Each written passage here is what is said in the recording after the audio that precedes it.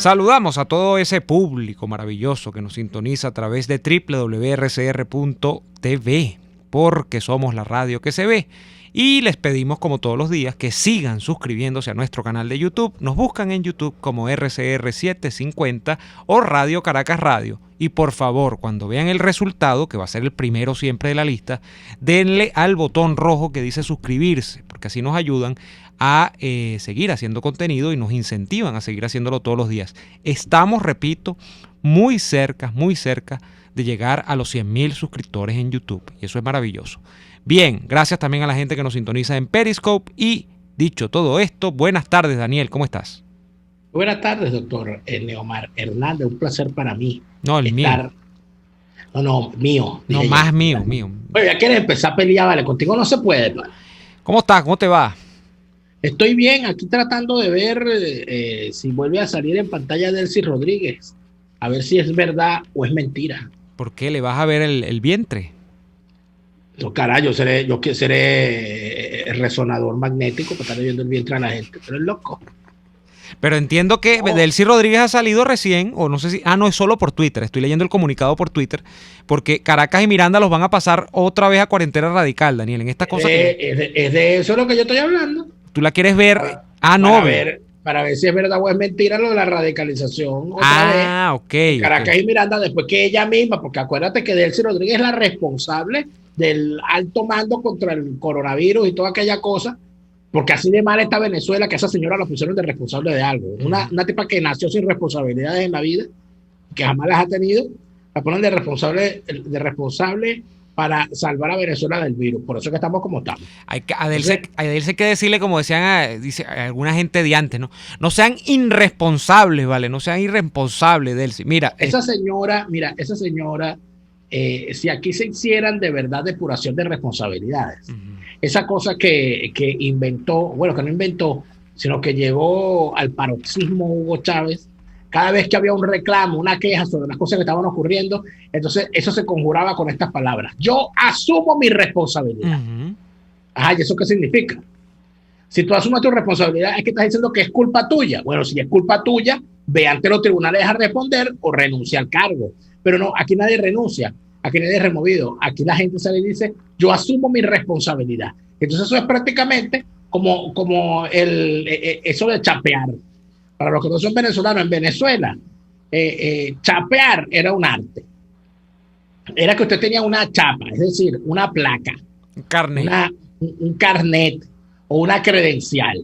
Y usted con esa credencial usted chapeaba. Y entonces usted decía, mire, y usted sacaba la chapa. Yo soy el diputado fulano, o yo soy el concejal mengano. Yo soy el doctor Chimbín. Así. O yo soy el director de no sé qué cosa, o yo soy el jefe de no sé qué cuestión. Y Venezuela, además de eso, era prolija en cargos. Claro. Había un cargo al cual ciertos hombres díscolos le tenían pánico, que era el cargo de procurador de menores. Que eran el procurador de menores, o lo que llaman ahorita, creo que el defensor del menor, o jueces de menores, y de la familia, que era donde llevaban a los hombres que tenían ese poco de hijos, no reconocían ni aportaban para la manutención de los hijos. Pero entonces yo recuerdo una vez en un autobús una señora que yo no sé qué problema era que había con el chofer y con unos estudiantes, no sé qué, el pasaje, y ella gritó, vea, haces el favor y te me paras ahí en la alcabala porque yo soy procuradora de menores. Y yo dije, caramba, también me quedó en la mente. Pero aquí todo el mundo chapea. Es más, en Venezuela llegó un momento que vendían las chapas, las vendían, chicos, los boleros vendían las chapas. Bueno, o sea, tú llegabas y te comprabas una cuestión para meter ahí cualquier cosa y te decías, ¿tú no viste el video reciente de una maracucha peleando con unos guardias? Claro, la hija. Ella es la sobrina de quién es que de Peralta. La sobrina de Peralta. Yo soy sobrina de Peralta. De Peralta. Eso es el arte de chapear en Venezuela. En Venezuela había gente que agarraba e imprimía en la impresora de su casa vehículo oficial y lo ponía en el parabrisas para que no lo remolcaran. Claro. O para comerse una cola en una alcabal, algo así. No, hubo un momento en que en Venezuela, además la gente compraba la chapa. Entonces tú ibas y te buscabas a un amigo de la DICI, oye, mira, yo necesito una credencial, vale, la DICI, porque no me estén fastidiando. Así como no. Entonces en la DICI vendían las credenciales y en la DIN, ya que había un poco de gente que tenía credenciales sin ser funcionario, Entonces chapeaban y iban chapeando y diciendo, yo soy... No, cuando llega la funcionario, más nada, como si estuvieran vendiendo algo así. Tal cual. Entonces, todo eso, ese arte de chapear, ajá, y todas esas cosas, ya en Venezuela ni siquiera se usaba la chapa, sino que se usaba el nombre. Digo, mire, dame el favor, yo soy el sobrino del general Neomar Hernández, del general Hernández Mejía. No, y el cabo seguramente no sabía quién era Hernández Mejía, porque además de eso, en Venezuela hay más de 3.000 generales y almirantes. Imposible conocerlos a todos, ¿no? Imposible saberte el nombre de todos. Entonces tú en cualquiera, de seguro hay un general Hernández Mejía por alguna parte de Venezuela. Hay 3.000 posibilidades de que sea así. No había un tipo que hacía eso, Daniel, que nosotros conocíamos. Ahora viene un destello a mi memoria. Claro, varios. Y es que había alguien que le llegaba, tú te vas a tener que ver con... Tú me echaste un cuento una vez de alguien que conocíamos nosotros, tú te vas a tener que ver con el mayor tal, no sé, y el tipo inventaba los apellidos. Eso es una práctica deca. Esa es una práctica deca tradicional. A mí esas mañas se me quitaron, Daniel. Yo, de hecho, jamás las tuve. Claro, pero es una práctica deca tradicional. Mira, hazme el favor y llámame, me llamas al coronel Hernández Mejía ya. Si tú me vas a revocar, me llama al coronel Hernández Mejía. Para ver qué es lo que tú vas a hacer. Entonces tú veías si el policía tal, o le sonaba el nombre y decía, oye, ¿este quién será? No, mejor vamos a dejar esto así, tal. Déjalo que se vaya, déjalo que se vaya. No, el coronel Hernández Mejía, tú trabajas con el coronel Hernández Mejía. Esta niña, la maracucha, entonces salió y dijo, yo soy sobrina de Peralta. Y ella misma dice, que esté muerto eso es otra cosa.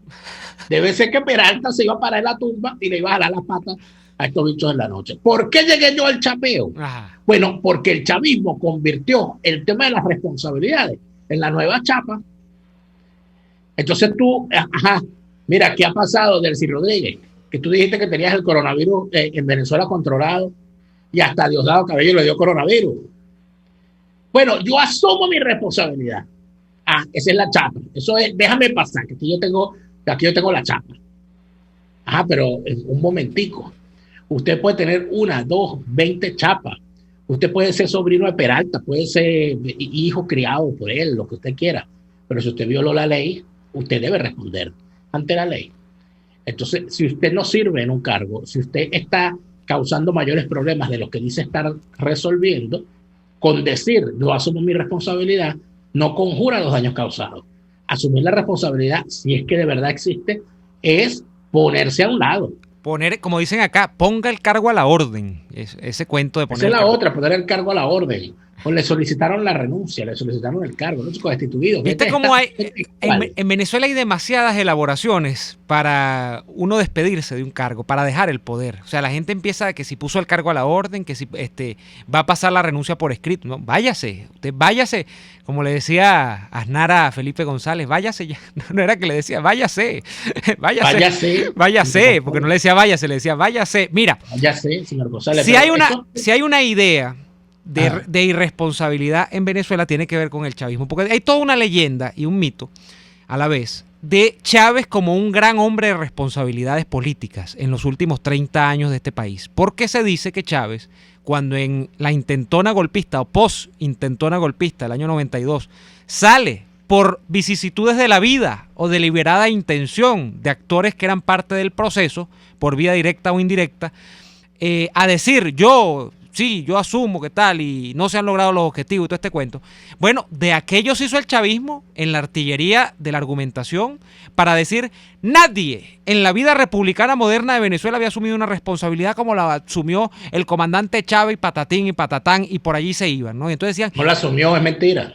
Bueno, al punto que no la asumió. No la asumió porque inclusive le sobreseyeron la causa y le permitieron... No pagó cana. Cuando la vida política. No pagó cana. Y de paso entonces, luego menos la asumió porque llegó a lo que él quería, que era ser presidente de la República, ni siquiera por un golpe, sino que la gente lo puso allí en el año 98, finales, y el tipo llega y lo primero que comienza a hacer es una cadena de irresponsabilidades. Un tipo que jamás se responsabilizó por nada, Chávez, nunca en su vida. Y los que él ponía en los cargos, menos iban a asumir responsabilidades. Porque ¿qué es lo que ve uno hablando otra vez de váyase, señor González? Era con Felipe González, ¿no? El caso de Aznar en España.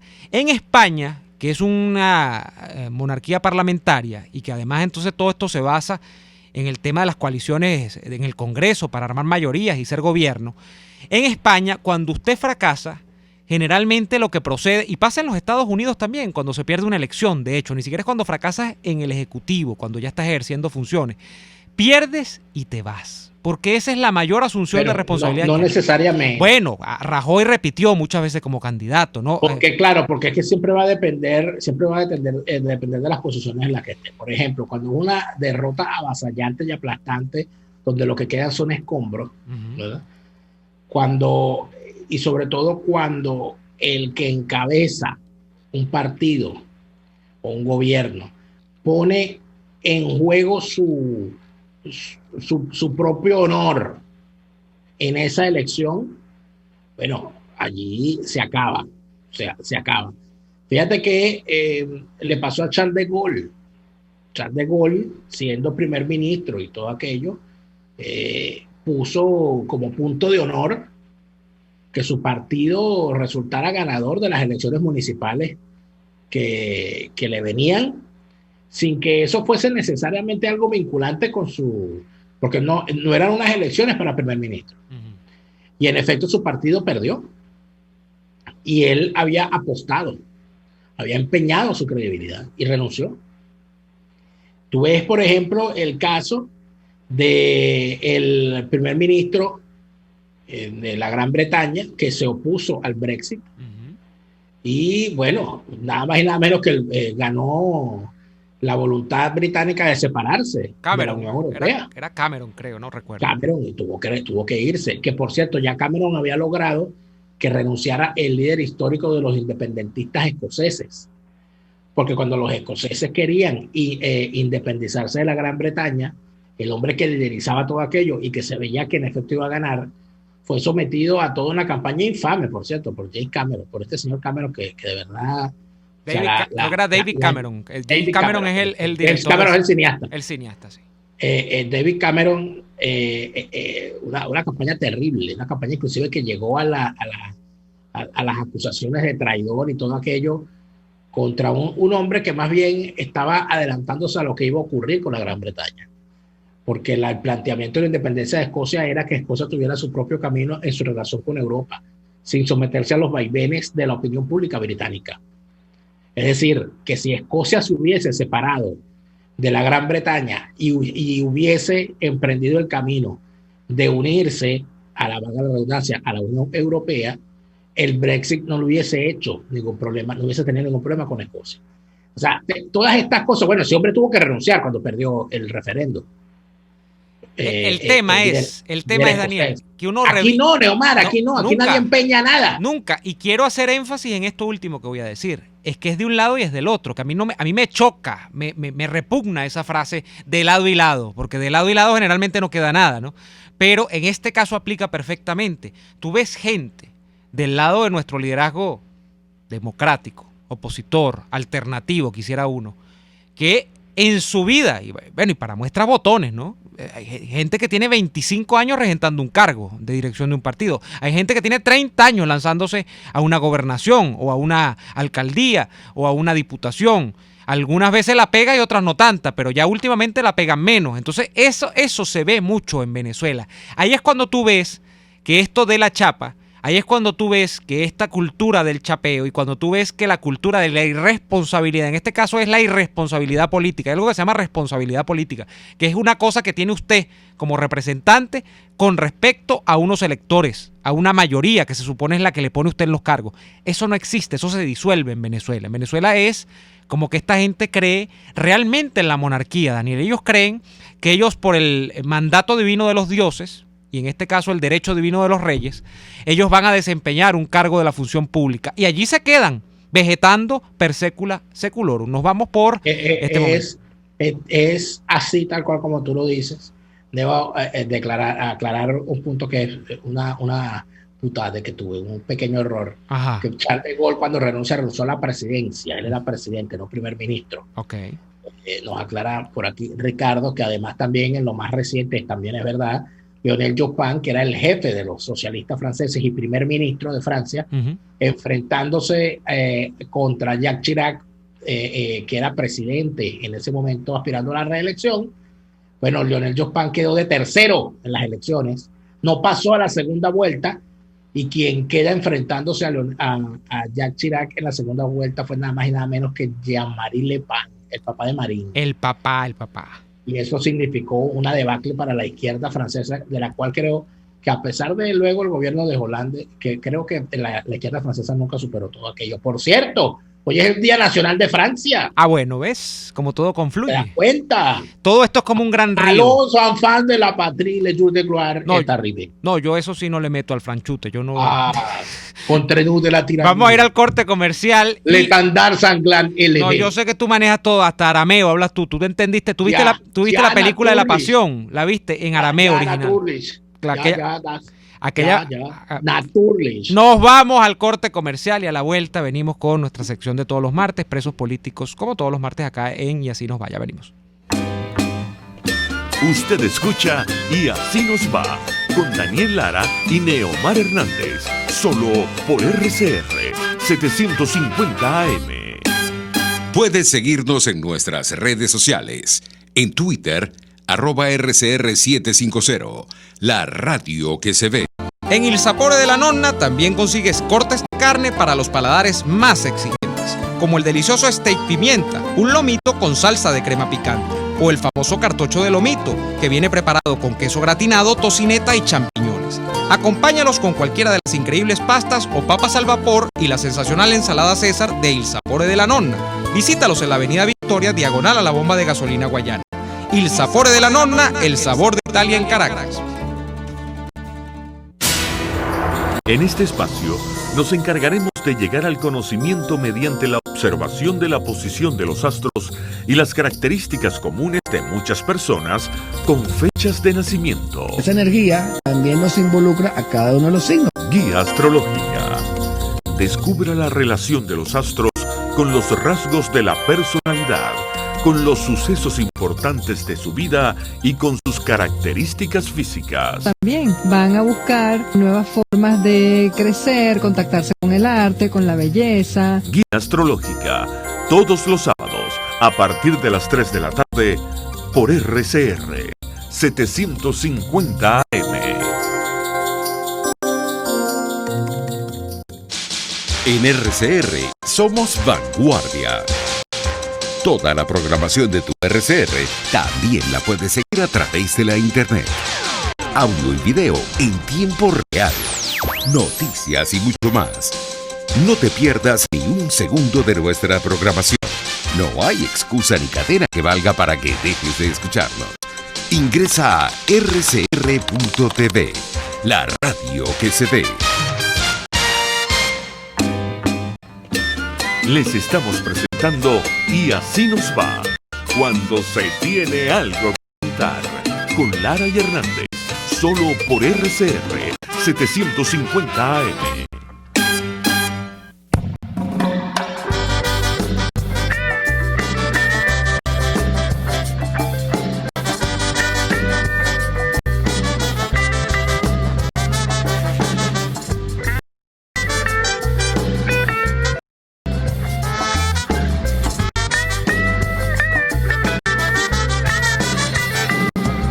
Liberen a los estudiantes y a los presos políticos.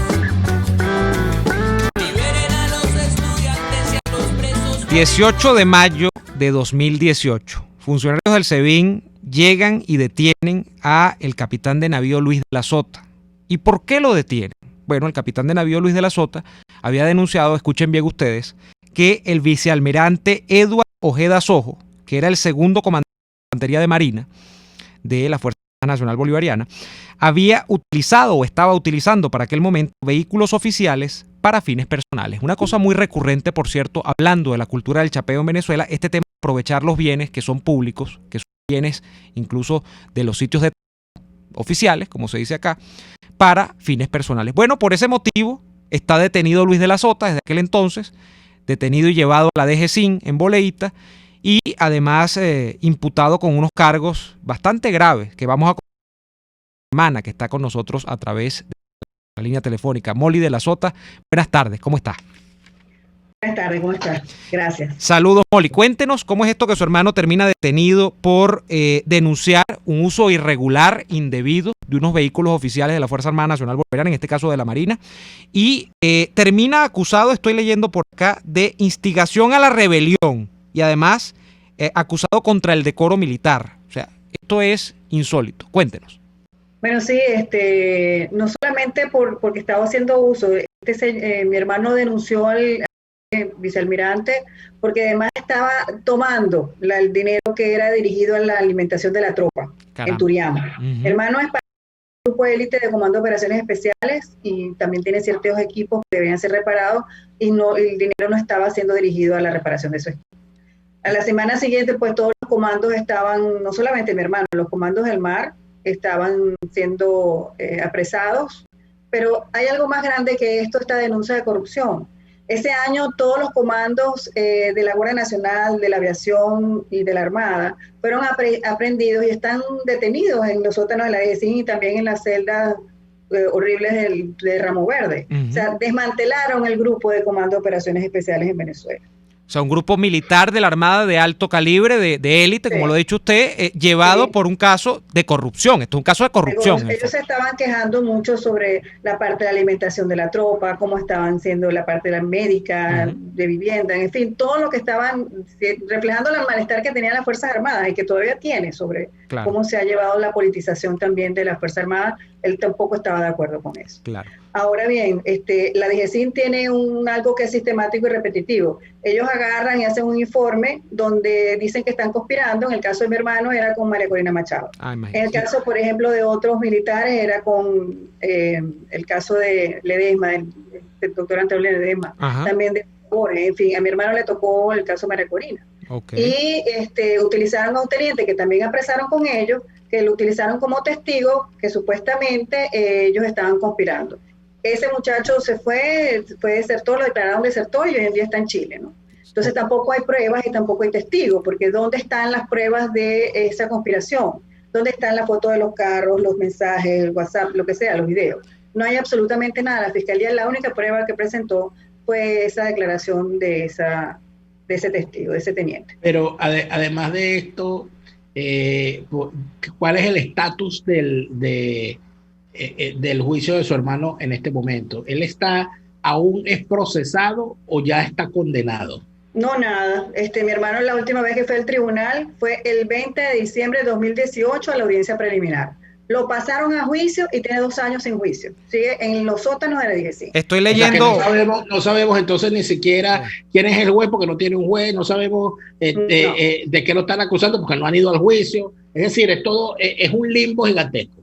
De hecho, la juez estuvo 1 año sin despachar, que esta juez Claudia Carolina Pérez de Mogollón, que es la misma del caso de Raúl Baduel, que es la misma del caso Copey, de Escudo Zamorano, o sea, de todo el Armagedón. Siempre utilizan este tipo de jueces, ¿no? Esta juez tuvo 1 año sin ir y no se pudo hacer ninguna diligencia. Hoy en día supuestamente pasó a juicio y no sabemos dónde colocar las denuncias, los tribunales están cerrados, ellos pueden recibir documentaciones pero no la tramitan, no podemos ir al Ministerio Público porque también está cerrado, tampoco podemos ir a la Defensoría del Pueblo, y lo peor del caso es las torturas que sufrió mi hermano. O sea, mi hermano lo tuvieron en el Tigrito, en el cuarto de los locos, lo tuvieron encerrado 5 meses en una celda a puerta cerrada evacuando en bolsas plásticas.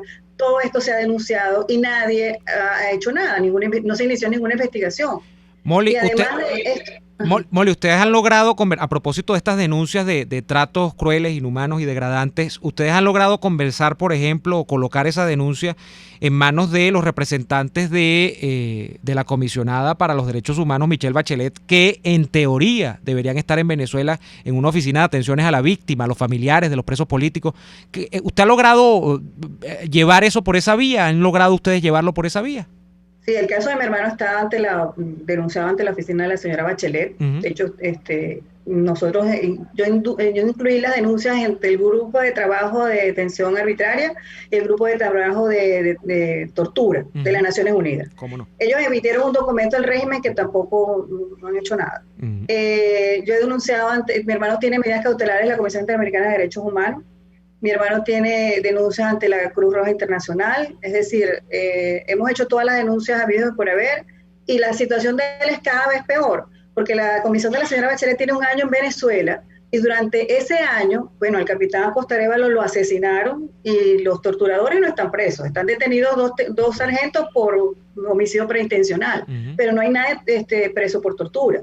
Además de eso, la DGCIN amplió sus celdas de tortura a 16 celdas más, donde mi hermano lo pasaron el 1 de enero encapuchado, maniatado, y le dieron vueltas en un carro para sugerir o simular que estaba siendo trasladado a un lugar fuera de la DGCIN.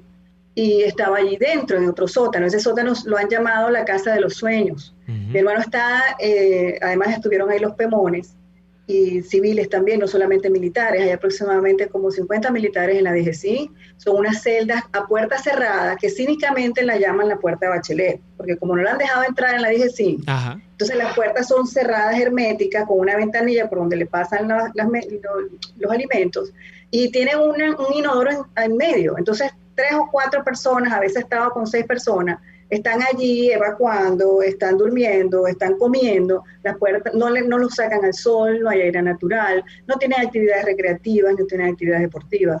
O sea, son 2 años en un sótano, por Dios. Y hemos denunciado ante cualquier cantidad de instancias. De hecho, ya tienen 4 meses los presos políticos que no tienen ni visita familiar ni visita de abogados. Nosotros hemos solicitado a la comisión de la señora Bachelet, que está en Caracas, que acompaña a las familias a solicitar fe de vida, a que por favor nos dejen entregar alimentos, a verlos, porque necesitamos verlos y saber cómo están. Caramba. Fuerte. Dentro de todo esto, finalmente, señora de la Sota, toda esta situación de la pandemia y de las restricciones que se están causando, aquí Iri Varela, que es la ministra de las prisiones, soltó como a 600 presos de un solo trancazo. Casi 1000. Entonces, esta situación con el tema de los presos políticos, ¿se les ha dicho algo a los familiares en medio de todas estas circunstancias que se está viviendo en todo el país? Porque muchísimos, no solamente es que no pueden entrar, es que ni siquiera pueden moverse desde donde viven hacia donde están las cárceles para visitar a sus familiares o llevarles comida siquiera. No, así es, pero como ya dije, los tribunales no están funcionando, los tribunales militares. Entonces, no sabemos en qué estatus. Ya mi hermano, después de estar 2 años sin juicio, procede el decaimiento de la pena. O sea, Humberto, mi hermano, debería estar libre, igual que los comandantes del 2 de marzo, el teniente coronel Marín Chaparro, igual que, de hecho, el general Hernández da Costa tiene una decisión del grupo de trabajo contra la detención arbitraria para ser liberado y no lo hacen. En Ramo Verde hay 2 tenientes que ya cumplieron la pena desde octubre del año pasado. Así es. Y no los han liberado. Entonces, no entiendo cuando dicen los presos políticos, pero lo que están liberando son presos comunes. En la DGCIN salieron 40 personas por delitos comunes. Y que estamos hablando, amiga Molly de la Sota, de presos que han cumplido la condena, o del caso de su hermano, que ya están en un proceso de limbo judicial donde ni siquiera ha arrancado el juicio, donde parece que no hay manera de arrancar, porque esto tiene que ver seguramente con un tema de sustanciación o de la evidencia de los elementos probatorios, que ya lo que procede es su liberación. Es además una cosa que ni siquiera es del derecho o de la jurisprudencia, es un tema ya de lógica. Entonces, bueno, le agradecemos muchísimo, Molly, por acompañarnos esta tarde y relatarnos el caso de su hermano. Agradecemos a ustedes y de verdad hacer difusión de lo que estamos viviendo en las familias de los presos políticos, civiles y militares en Venezuela. Gracias. La señora Molly de la Sota, reclamando el caso de su hermano, el oficial de la Sota, preso político del régimen chavista. Nosotros vamos a un corte comercial y al regreso venimos con más de Y Así Nos Va. RCR les está presentando a Lara y Hernández en Y Así Nos Va, por sus 750 AM. Puede seguir nuestra programación a través de rcr.tv, la radio que se ve. Hay sabores de helados que fascinan, obsesionan y enamoran. Sabores como los que consigues en Il Cuore di Gelato. Para los fanáticos del chocolate ofrecen el helado de brownie, el de Oreo, el de Nutella y hasta el de Samba. ¡Qué abuso! ¡Qué abuso! Esta y otras delicias las consigues en Il Cuore di Gelato. Disfrútalas en el nivel feria del Centro Comercial Multiplaza del Paraíso, frente a las escaleras mecánicas. Il Cuore di Gelato, helados que llegan al corazón. A tuplata.com.be la cuarentena no los detiene. Siguen haciendo envíos desde los Estados Unidos a Venezuela, sin complicaciones. Además de eso, buscan tu carga en Tampa, Orlando y Miami sin ningún costo adicional. Sí, no tienes que moverte. Van hasta la puerta de tu casa y se encargan de todo. tuplata.com.be con promoción de servicio de pick-up gratis. Hasta en la cuarentena tuplata.com.be. En los envíos te da la tarifa más baja y en el menor tiempo. RCR 750 AM. Porque lo bueno une.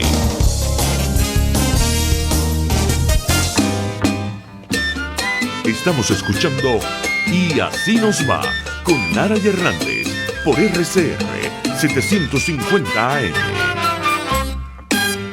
De vuelta en Y Así Nos Va. Ustedes lo han escuchado a la señora Molly de la Sota denunciando el caso del capitán de navío Luis de la Sota, que no es, ella lo ha dicho y ha recalcado mucho esto, no es único ni es un islote. Hay un grupo considerable tanto de funcionarios de la Armada, que eran compañeros incluso de la unidad de Luis de la Sota, y que ustedes saben por qué están presos, ya lo ha relatado a ella, como otros funcionarios militares que además comparten el rasgo que, aunque se señala que estaban en conspiraciones con líderes políticos opositores distintos, comparten ese rasgo. No, usted está metido en una conspiración con María Corina, usted está metido en una con Borges, usted está metido en una con Capriles conspira, no sabíamos eso. Está metido en una con Leopoldo López. Eso sería, ¿tú te imaginas que algún día salga una conspiración de Capriles? O de Ramos Alú, Daniel. No, el Guácharo. Es increíble. Estefanía. Sería, o sea, ya eso se cae, ya esa acusación se cae. Sí, por supuesto. sí, así que usted está conspirando con Capriles. No, eso es para estallar en carcajadas en la sala. Unas cosas locas. Además de eso, todo se cae por su propio peso, porque si puede ser verdad una conspiración de María Corina Machado con suficientes tantas pruebas como para tener presos unos oficiales, María Corina Machado estaría presa también. Sabiendo cómo es este régimen, no tenemos duda de eso. Entonces, de verdad que gente tan balurda, chicos. Pero me llama la atención, Daniel, poderosamente, y se lo decía mucho a Molly, el tema de que esto es una denuncia en el fondo de corrupción, de aprovechamiento de los recursos públicos. Es que no les gusta que les digan que están haciendo desastre, desde un vehículo hasta con la caja chica. Eso es lo que denunció el capitán Luis de la Sota en su momento, con este señor que evidentemente tiene una investidura importante, porque en el momento, no sé qué será ahora, si sigue en el cargo, si evolucionó, si lo dieron de baja, no lo sé. En el momento era el segundo comandante de infantería de la Marina, este señor Eduard Ojeda Sojo, vicealmirante, imagínate, un cargo altísimo, o sea, por Dios. Entonces, bueno, eso es lo que hay, y eso es esas praxis. Por cierto, el centro de detenciones, ese centro también de detención de presos políticos de la DGCIN, que sé que está en Boleíta, pero no me queda muy claro porque no he ido. No sé si es la misma área en la que funcionaba aquella, y Víctor debe acordarse de esto, porque esto es de la época de antes, la zona 7, la PM. Probablemente es lo mismo, que estaba eso ahí llevaban un poco de gente de esa época, y se llamaba, le decían la zona 7, creo que era, de la Policía Metropolitana, que ya no existe. Este centro, Daniel, por lo que estoy viendo, es el nuevo centro de torturas, es el nuevo centro de detenciones para llevarse presos políticos. Como pero nuevo no. No, pero como que hay muchos ahora acá, porque en una época era la tumba, en otra época... Claro, pero es que esos dos centros surgieron simultáneamente.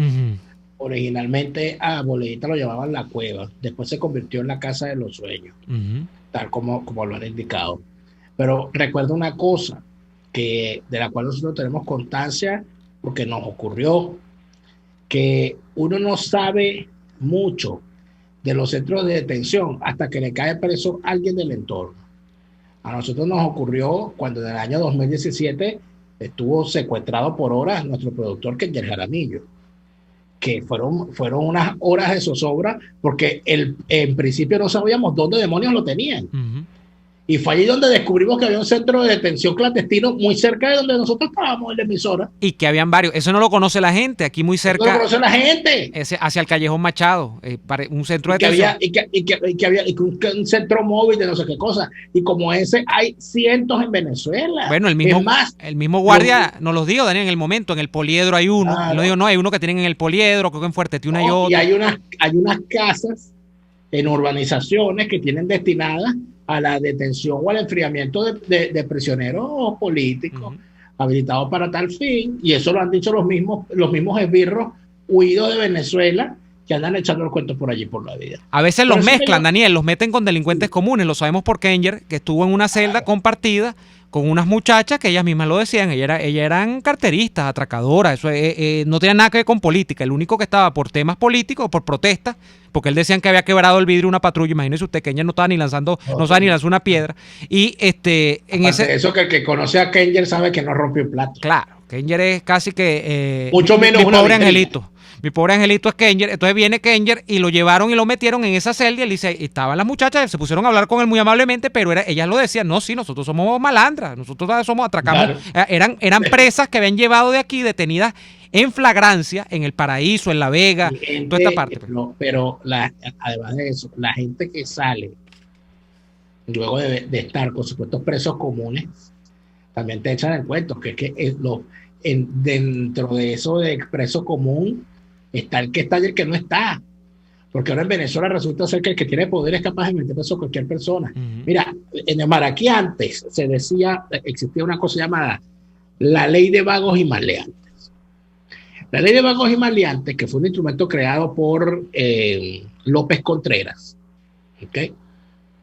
Cuando Venezuela era un tipo particular de país. Estuvo vigente, creo que hasta el año 98, que se le derogó. Esa ley de vagos y maleantes permitía que un prefecto o un jefe civil actuara como fiscal y como juez a la vez.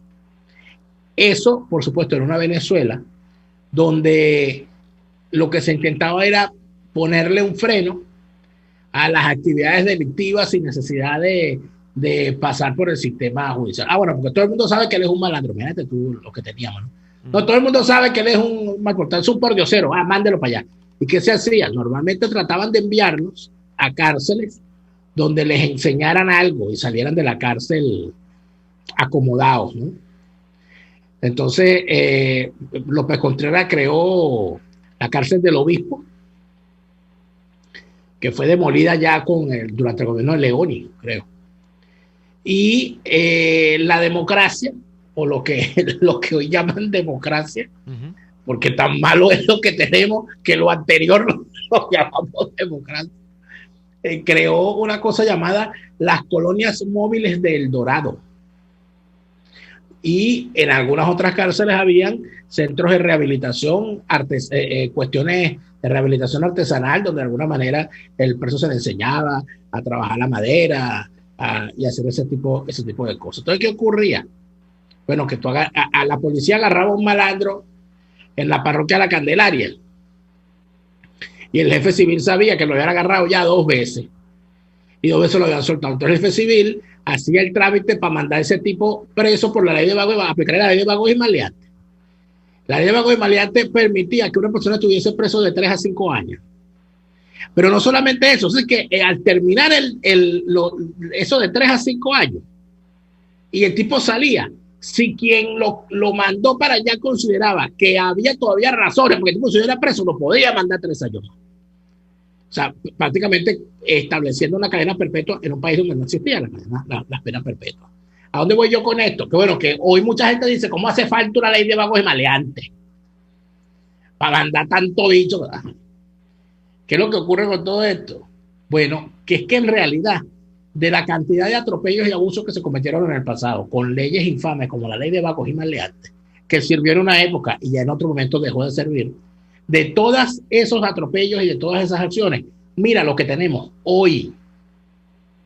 Porque no me venga a decir a usted que yo estoy exagerando cuando digo que aquellos delincuentes a los cuales se les aplicó un sistema de justicia deficiente son los que están gobernando hoy. Usted no me puede decir que yo estoy exagerando porque el presidente del Tribunal Supremo de Justicia es un homicida. Es un homicida. El tipo fue preso por homicidio, chico. Y ese señor no se regeneró, porque si Michael Moreno se hubiese regenerado, no se mete a chavista, porque el chavismo ya es una forma de delinquir. Entonces, y mucho más, bueno, llega presidente del Tribunal Supremo de una corporación criminal, imagínate tú. Eso es un cargo tan importante como ser abogado de Don Corleone. Claro. Mira. Salvando las distancias con el gigantesco actor Robert Duvall, que era el que interpretaba al abogado Tom Hagen, el consigliere. Oye. El consigliere. Pero o sea, si nosotros revisamos lo que fue la aplicación de justicia en esa Venezuela previa al chavismo, nos damos cuenta que los gobernantes de hoy no son otra cosa que el producto de esa justicia chucuta. Mira, y no es nada más Michael Moreno, es que quién sabe cuántos exconvictos y malconvictos y huidos del sistema de justicia a los cuales no se les aplicó debidamente la ley de fuga, lamentablemente, tenemos hoy metidos en esta corporación criminal.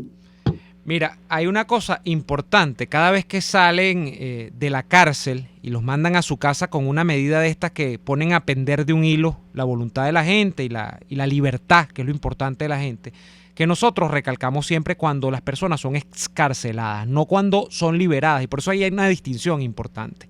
Nosotros siempre decimos, fueron excarcelados cuando le dan una medida de esta, que es una medida temporal o una medida que está sometida a la discrecionalidad del funcionario, que como ustedes saben es parte de esa máquina de moler gente que es el sistema de justicia chavista, ¿no? ¿Y por qué digo esto? Porque fíjate tú el caso que hoy, coincidencialmente hablando del martes de los presos políticos, cumple 125 días. El caso del diputado por el Táchira, Renzo Prieto, que es de Voluntad Popular, es el suplente de Gabriel Arellano, por cierto. Él hoy está cumpliendo 125 días en los que no se saben, y por esto se puede hablar hasta de las desapariciones, como figuras ya en duro, de lleno en Venezuela. Los familiares están diciendo, han pasado 125 días, lo cual en términos redondos son más de 4 meses, y no sabemos si está vivo. No hemos hablado con él ni por teléfono. No sabemos dónde está. ¿Y qué es lo que pasó con Renzo Prieto en su momento? Él estuvo, según mi memoria, que no es muy buena tampoco, él estuvo preso 4 años, nada más y nada menos. Salió electo diputado en el 2015. En el helicoide. Sí, estuvo preso creo que es el año 14 por el tema de la salida, que creo recordar. En el 2014, cuando cayó preso Rosmi Mantilla, cuando cae preso Nixon Leal, cuando cae preso Douglas Morillo, cuando caen presos todos los jóvenes que estaban montados en las huelgas de hambre y en los campamentos, que fueron infiltrados por ese inmenso delincuente asesino, otro más, otra falla más. Ahí está, bueno, porque es que cuando las cosas son verdad, de charco de sangre Rodríguez Torres. Hoy preso por el propio chavismo con el sistema que le ayudó a apuntalar. Pero fíjate, a Renzo Prieto tuvo 4 años, lo eligieron diputado en el 15 a finales. Por ende, al tener inmunidad parlamentaria de la cual se investía el año siguiente, en el 16, él debió salir. Bueno, no, duró 2 años más preso. Él duró hasta el 18 preso. En el 18 le dieron una medida cautelar sustitutiva y lo mandaron para su casa. Dijeron, bueno, ya está. Sí, la gente pensó, no, ya está. Y aquí es donde está la caída. ¿Qué hace este año el tribunal, estos mismos tribunales? Dicen, no, papá, la medida la echamos para atrás. Tú no estás libre nada. Esto era una medida temporal que tú tenías y tú te vienes otra vez y es detenido de nueva cuenta con el mismo caso. Por eso es, ¿verdad?, que mi querido amigo y amigo de esta casa, además, porque fue trabajador y estuvo frente a los micrófonos y estuvo tanto en la 92.9 como en RCR, el periodista y diputado Rosmi Mantilla, por eso es que él se va de Venezuela. Porque estaba en la misma circunstancia. Porque él sabía que en cualquier momento lo pescaban y lo agarraban. Ha pasado con muchísimos los muchachos que han salido, bueno, algunos con mayor suerte que otros. Nosotros conocemos de casos que salieron con problemas psicológicos, es decir, un daño psicológico quizás. Todos los que estuvieron presos, sometidos a torturas y estos tratos, tienen una marca indeleble en su psique. Y que te lo digo yo, no a modo de estar revelando las intimidades de nadie, sino por certeza y por confesión o por relato de ellos mismos, de lo difícil que significa, de lo difícil que ha significado para expresos políticos que están hoy en el exilio, el tema de la cuarentena, el encierro, claro. Porque uno se queja de estar encerrado en 4 paredes y no poder salir con esta cuarentena, pero imagínese usted haber tenido que pasar por la tumba y haber recuperado su libertad en otro país, poder ver el sol, poder salir al parque, poder salir cuando usted le dé la gana y que de repente le diga que usted no puede salir de su casa. O sea, hay unas marcas indelebles en todas estas víctimas. Por eso es que yo vuelvo y repito, hay que anotárselas a todos, pero también tenemos que anotar las barbaridades que hicimos en el pasado. De un sistema de aplicación de justicia que no sea justo, y fíjese bien, que no sea justo, que no sea honesto, que no actúe con honorabilidad, no sale nada bueno. A la vuelta de la esquina, ahí está, mataron a palos a Jorge Rodríguez Padre, que era un secuestrador y un asesino y todo lo demás. Pero lo mataron a palos, mataron a patadas. En Venezuela no existe la pena de muerte. Bueno, ahí está, 40 años después calándonos a los hijos. ¿Está viendo? Entonces la justicia o es justicia, o es justa, o no es justicia. O no es nada. Y esas cosas se nos devuelven, ¿vale? Claro. Se nos devuelven. Y a nosotros... ahí está, la justicia mal aplicada en los años 60, con todo el respeto que me merece los calderistas, pero el gran error de Rafael Caldera fue esa amnistía en los años 60 contra ese poco de bichos guerrilleros, ¿vale? A esa gente no se le debió indultar, esa gente debió haberse quedado en la cárcel, ¿vale? Por enemigos de la democracia. Y ahí está, se les permitió. Mira dónde estamos. Mira dónde estamos. Vamos a la pausa y ya venimos con los minutos finales de esta edición de Y Así Nos Va. Ya venimos. Escuchamos Y Así Nos Va con Lara y Hernández, porque la realidad no se tapa con un dedo. Solo por RCR 750 AM. Sintonícenos a través de Periscope, @RCR750, la radio que se ve. Antojos de pizza, pasta o risotto durante la cuarentena, lo resolvemos. En Il Sapore de la Nonna tienen delivery a varias zonas de Caracas. Así es, Il Sapore de la Nonna te lleva lo mejor de la comida italiana hasta la puerta de tu casa. Haz tu pedido por el 0212-634-0982 o por el 412-569-9404 y disfruta de todo su sabor. Il Sapore de la Nonna, en cuarentena sigue siendo el sabor de Italia en Caracas. Atuplata.com.be, la cuarentena no los detiene. Siguen haciendo envíos desde los Estados Unidos a Venezuela, sin complicaciones. Además de eso, buscan tu carga en Tampa, Orlando y Miami sin ningún costo adicional. Sí, no tienes que moverte. Van hasta la puerta de tu casa y se encargan de todo. Tuplata.com.be, con promoción de servicio de pick-up gratis. Hasta en la cuarentena, tuplata.com.be. En los envíos te da la tarifa más baja y en el menor tiempo. Hay sabores de helados que fascinan, obsesionan y enamoran. Sabores como los que consigues en Il Cuore di Gelato. Si de fruta se trata, no te pierdas el de fresa, el de mora o el de pay de parchita, con ese toquecito de acidez que nos encanta. Esta y otras delicias las consigues en Il Cuore di Gelato. Disfrútalas en el nivel feria del Centro Comercial Multiplaza del Paraíso, frente a las escaleras mecánicas. Il Cuore di Gelato, helados que llegan al corazón. Les estamos presentando Y Así Nos Va, cuando se tiene algo que contar, con Lara y Hernández, solo por RCR 750 AM. Tenemos mensajes a la vuelta de este corte comercial. Virginia Jiménez saluda por acá y habla de alguien que tiene un cáncer linfático, no sé a quién se refiere. Arturo Solórzano dice que la reinserción, por ejemplo, de criminales es buena, pero tiene ciertos límites. Dexy González dice, Daniel es la única chupetica de ajo que a mí me gusta. Dios mío. Luis Ramírez, sí, no, yo ahí quedo speechless, yo no puedo hablar más. Luis Ramírez. Aquí dice María de Bigot. Ajá. El único preso que salió musculoso y hasta preñó a la mujer fue Leopoldo López. Bueno. Aquí dice Miguel Peraza, Nigmer Evans está recogiendo lo que cosechó, chavista originario. Fíjate ese dato, ¿no? Uh-huh. Ese es la cuestión. Nigmer Evans, un señor que es chavista, ¿no? Y que como chavista en el papel, porque que yo sepa, ese señor no tuvo responsabilidades de gobierno nunca. Lo que era un chavista hablador de estupidez. Oye, porque qué cantidad de estupidez habla ese pobre. Sí, pero tipo, nunca tuvo ningún cargo, es verdad. Que yo recuerdo, nunca tuvo ningún cargo, nunca fue diputado, nunca fue nada. No, probablemente por eso es que se mete a crítica. Se postuló alcalde una vez y no llegó detrás de la ambulancia también. Claro, porque ¿quién es él? Nadie. Entonces, como el tipo no es nadie, entonces ahí va y lo meten preso.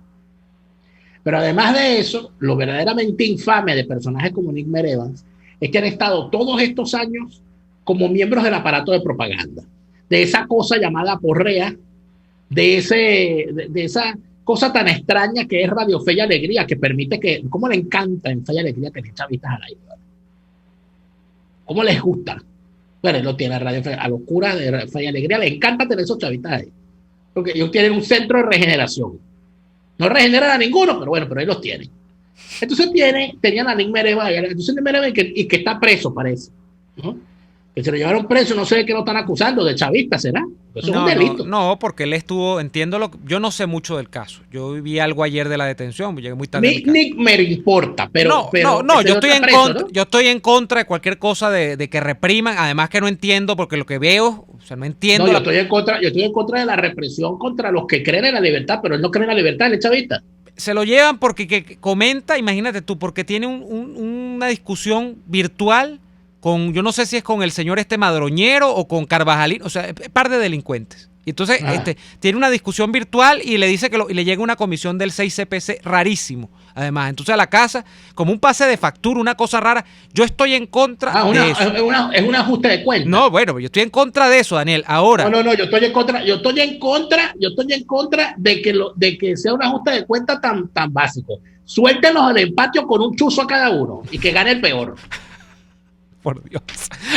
Porque es así, yo no voy a poner. Mira, pana, yo no me voy a poner a esta altura de mi vida. Yo creo que aquí debe haber un sistema de justicia que de verdad escarmiente y que de verdad ponga las cosas en su sitio, pero que no cree nuevos monstruos. Porque si usted crea un sistema de justicia que lo que va a hacer es crearnos a un monstruo como a un Jorge Rodríguez dentro de los próximos 30 años, yo ese sistema de justicia no lo quiero. O sea, yo no quiero que esto se repita. Pero no me pongan a mí en el triste papel de ponerme a defender a personajes que simple y llanamente son chavistas y ser chavista es ser criminal. No, porque Rodríguez Torres, porque los derechos humanos son para todos. Bueno, pero es que lamentablemente el señor Miguel Rodríguez Torres no cree en eso, no está en su ley. El señor Nick Merevans era un propagandista de malandros. Era un miembro del aparato, es un miembro del aparato de propaganda del chavismo, que además de eso anda vendiendo la estratagema balurda, la nueva estafa del chavismo sin madurismo, no, del chavismo originario, del chavismo correcto. O sea, unos tipos que no van a robar con la mano izquierda, sino que van a robar con la mano derecha. Unos tipos que no van a nadar mariposas, sino que van a nadar perrito. O sea, unos tipos que no van a lanzarle piedras a la mate mango, sino que la van a sacudir. No, entonces, una china. A mí no me vengan a engañar con esto. Yo no voy a defender chavistas caídos en desgracia, porque eso es una guerra entre bandas. Eso es una guerra entre bandas. Que vayan, que agarren un chuzo cada uno y que gane el peor y que vean a ver qué hacen después con su fiambre.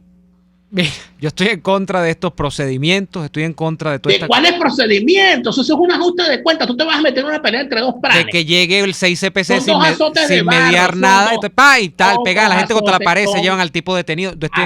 Ahora, este caballero es chavista, la verdad, el tamaño de un sol, pues eso es verdad. Bueno, pero fíjate tú que cuando a mí me cayeron a batazos y me dejaron tirado en una acera. Ajá. Periodistas chavistas como Nick Merevans y los que están en medios balurdos como Contrapunto y otros más se pusieron a hacer mofa diciendo que yo, al haber hecho pública la foto después del ataque, yo estaba haciendo una amarillista. ¿Sí? Unos tipos que se ponen a ese nivel, yo tengo que salir a defender ahora. Estos son chavistas, no, ¿vale? Entonces, eso es una guerra entre bandas. Si hay una guerra entre bandas, una guerra entre pranes, que se maten y que gane el peor, chico. Que gane el peor. Entonces yo retiro parte de lo dicho, porque con usted, compañero, hasta la muerte. Yo retiro parte de lo dicho. Son unos tipos indefendibles, chicos, que gane el peor. No me interesa lo que pase con ellos, que vayan y se defiendan solos, que se busquen a los abogados esos que defendían a Chávez, para que lo defiendan a ellos. No, a Chávez lo defendía Silvia Flores, Daniel, no puede estar defendiendo. Si son chavistas originarios, que le recen a Chávez, porque como ellos dicen que Chávez vive, pero que le recen a Chávez para que Chávez los ayude. Nos vamos por el día de hoy. Les agradecemos a todos por haber estado allí y les pedimos que por favor vuelvan mañana en otra jornada de lucha por la opinión libre y la información transparente. Hasta entonces. Por hoy termina Y Así Nos Va. Síganos en Twitter en @YASÍNOSVA, @DeLaraF y @NeoAdolfo. RCR 750 AM. RCR presentó Y Así Nos Va, una producción nacional independiente de Neomar Hernández, certificado número 25178, para dar cumplimiento al artículo 14 de la Ley de